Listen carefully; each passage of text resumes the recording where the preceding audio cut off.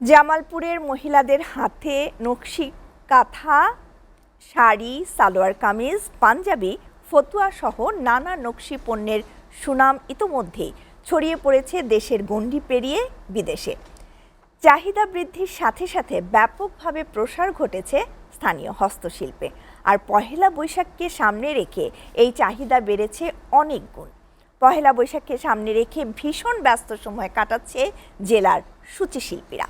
জামালপুর প্রতিনিধি ফজলে এলাহি মাকামের প্রতিবেদন। জেলার সব মিলে প্রায় 2 লাখেরও বেশি নারী জড়িত আছে নকশি সূচি শিল্পের সাথে। সামনেই বৈশাখ, তাই নানা ডিজাইন, রং আর নতুনত্বে নকশি কাঁথা, বেড কভার, শাড়ি, ফতোয়া, পাঞ্জাবি, সালোয়ার কামিজ সহ নানা সূচিপণ্য নিয়ে ব্যস্ত সবাই।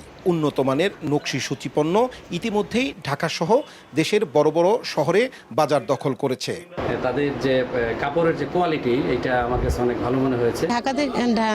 ঢাকা থেকে আসছি পয়লা বৈশাখ উপলক্ষে কেনাকাটা করার জন্য। সময় নিয়ে দেখলে আমরা কিছু প্রোডাক্ট পয়লা বৈশাখের জন্য পাচ্ছি। সাধারণ মানুষের সাধ্যের কথা চিন্তা করেই তৈরি হচ্ছে পাঞ্জাবি, সালোয়ার কামিজ, ফতুয়া, বেড কভার, শাড়ি, লেহেঙ্গা। পয়লা বৈশাখ উপলক্ষে আগের যে শুধু লাল সাদার যে ইয়েটা ছিল, সেটা এখন আমাদের রুচিবোধের কিছু পরিবর্তন হওয়ার কারণে শুধু লাল সাদার উপরে লিমিট নাই। বছরের নেই, এই বছর আমরা নিত্য নতুন ডিজাইনে ছেলেদের পাঞ্জাবি, ফতুয়া বা মেয়েদের 3 পিস, 2 পিস, 1 পিসের পোশাক সমারোহ করেছি।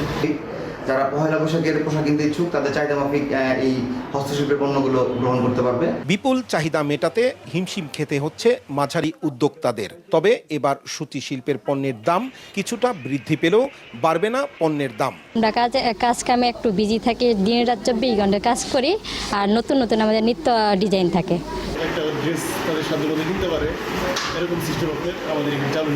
নতুন ডিজাইনের পছন্দের পণ্যটি নিয়েই শুরু হবে ঐতিহ্যের পহেলা বৈশাখ। সাথে ভালো বিক্রিতেই লাভবান হবে ব্যবসায়ীরা, এমনটি প্রত্যাশা সবারই। ফজলে এলাহি মাকাম, এসএটিভি, জামালপুর।